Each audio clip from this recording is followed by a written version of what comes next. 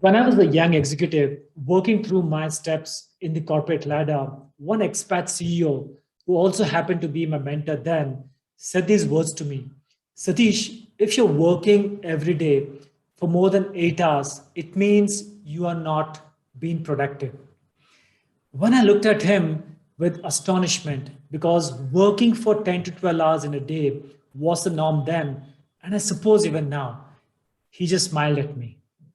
He was someone with more than 3 decades of work experience and due for superannuation in a couple of years. Everyone in the industry did look up to him for his sage advice when it comes to leadership and time management. I just nodded my head and acknowledged his words. After walking away from the informal meet I had with my mentor, I did not think much of those words.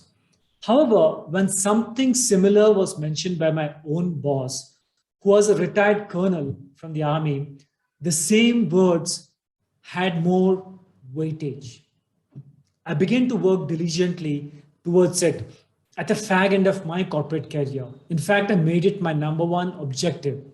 Since I'm an early bird, I began to reach office before most of them came and worked on building and channelizing my focus in pockets of time. Over the last 1 decade, I can say that I've become surprisingly good at what I do when it comes to working on a focused approach and not getting burnt out by working for more than what is required. Even now, I still follow the same routine as I did during my corporate life. Yes, being an entrepreneur has its own advantages, but it's quite easy for people who run their own organizations to be fixated on working more to bring in more business. According to me, it's a never ending loop. What has worked for me is a 60-75 minutes focused approach on every important task and a quick break and moving on to the next task.